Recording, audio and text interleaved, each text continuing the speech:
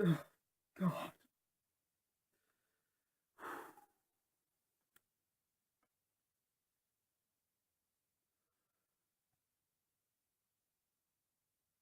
This is it.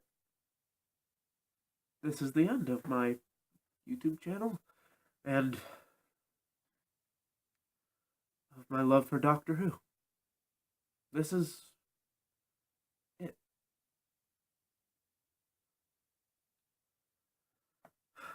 Remembrance of the Daleks. My favorite Doctor Who story. Or it was. I have dedicated over a decade of my life to this nonsensical, bullshit, terrible, awful, asinine crap.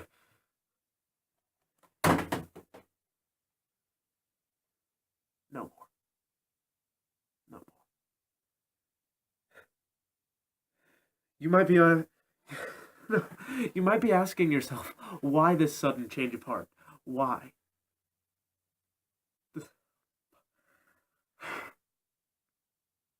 I could never forget. That's why. Oh, God. I could never forget the scarf. What happened?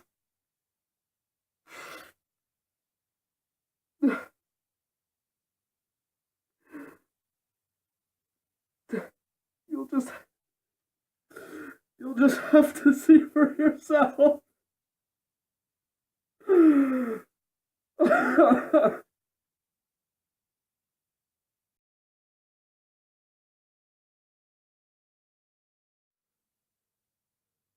And now, on BBC Radio 4, a drama that has not been heard since its original broadcast in 1964. Doctor Who, Susan and Barbara Spoon.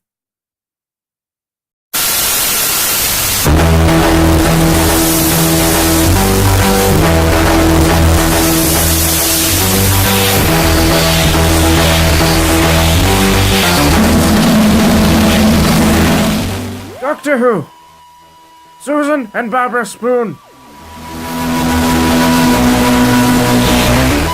Narrated by someone who is totally William Hartnell and not Peter Purvis doing an impression of him.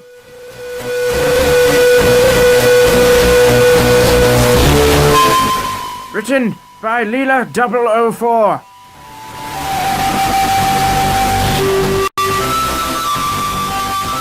Barbara awoke in the cool air of the TARDIS to the sound of sobbing. She took a moment to gather her surroundings. As always, she sighed when she learned she was not in her house in 1963. The gentle tears were coming from behind Barbara. Tired, she turned over, her felt pajamas slipping gracefully against the nylon sheets. Susan had her covers thrown over her up to her neck, which was facing away from Barbara. Undoubtedly, the sound was coming from her. "Susan," said Barbara, worried for the girl. The sobbing stopped abruptly. "Yes, Miss Wright," she said in her elegant accent.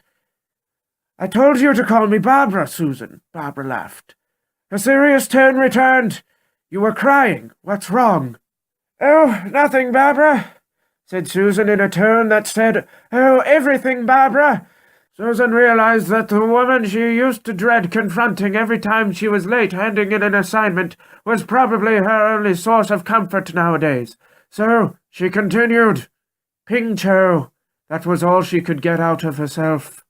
"Oh, Susan," said Barbara, understanding that the girl had lost a close friend, but thinking she was overreacting given the circumstances of their parting. "She couldn't have come with us, nor could you have stayed with her. But she got her way in the end. She didn't have to marry, which is what you wanted for her." "Oh," cried Susan again. "You don't understand, Barbara. You just don't. Me and Ping Cho were more than friends. She showed me things more wondrous than all the marvels of the universe I've seen with Grandfather. Wondrous things about myself. The bed just feels so empty without her." That last sentence shocked Barbara slightly. She knew the two had shared a tent, but she never suspected they had shared a bed. In 1963, they could have been arrested. This was too much, and Barbara was tired. Get some sleep was the best advice she could give. But Susan had told her too much to tell her that little of her feelings. By saying it aloud, she had only made the pain worse. The bed did feel so empty without Ping Cho. The things she said to her, the places she touched her, nothing but emptiness. Barbara, she said timidly. What is it? Said Barbara, a bit annoyed now, turning again to face her. She had pulled the blanket down a bit, only slightly, just enough to expose her neck, and her eyes were staring directly at hers, an old woman's eyes in a young woman's body. With her eyes meeting Barbara's, Susan's nervousness escalated. She lifted her hand to her mouth and bit down on the nail of her index finger for reasons lost to her. Barbara, she said again, as I was saying, the bed feels so empty without Ping Cho. Yes, said Barbara, not liking where she was getting at. Well, said Susan, do you think we could snuggle? Having gotten that out, she suddenly felt embarrassed and needed to rationalize her statement. Rapidly she blurted out a string of sentences. I don't fidget or snore. I won't try anything.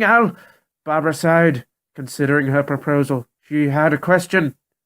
Do you mean back to back, head to tail, or... Well, said Susan, I meant we spoon.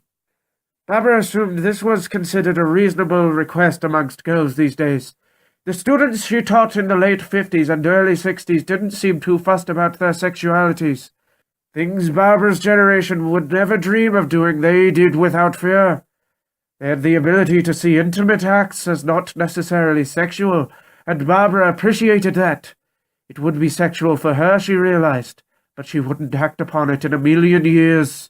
She'd seen futures where a third of the population were homosexual, and she understood there was nothing wrong with it. But there were certain prejudices that had been buried deep in her mind that could never be rooted out entirely. Besides, she had hardly thought Susan was attracted to her, regardless of the nature of her relationship with Ping Cho. Okay, she said after much deliberation, and held her blanket open to the time lady. Susan was relieved, and she couldn't hold back her thankful smile. She slipped out of her bed, still biting her fingernail, and smiling, dawdled over to Barbara. Barbara was astonished. Susan was not wearing a shirt, nor was she wearing a bra. Her breasts bulged out in front of her chest. Goosebumps covered her flesh, and her nipples were pricked up attentively.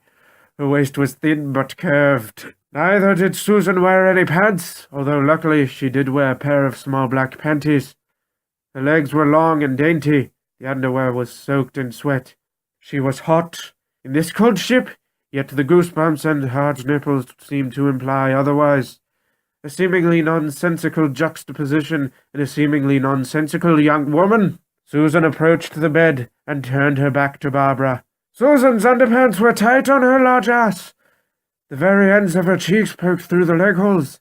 They looked soft and puffy. Barbara thought of butter when she saw them, but she didn't know why. Susan sat down. The bed rippled. She rotated on her lap and lay down, pulling the covers up. Barbara rolled over so she was facing away from Susan. Susan had wanted Barbara to be on the outside, but she respected her decision. She took her time to look at Barbara. Her body was curved and voluptuous, not Ping Cho's body at all. Her face was slightly wrinkled, but the way in which her eyes and mouth were arranged made it intriguing to say the least. Her hair was shiny and pitch black, just like Susan's. She couldn't deny how turned on she was looking at her, but understood and respected that Barbara was a very heterosexual woman, for now. Susan wrapped her arms gracefully around Barbara's waist, pulling her in tighter. Barbara liked the way it felt. Susan rubbed her hands across Barbara's plump belly under the pretense that she was still adjusting, but really wanted to feel her smooth skin. She was not underwhelmed. She pulled her legs in and arranged them in the same zigzag pattern as Barbara's. She pushed her vagina against Barbara's ass, in what was, anticlimactically, the least arousing part of the display. She pressed her breasts against Barbara's shoulder blades, and shivers ran down her spine.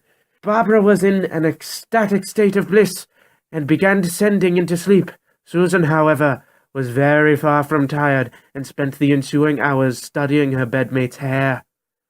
Barbara was in another waking dream. It was the same as all the others. She was in her house in 1963, the way she had left it.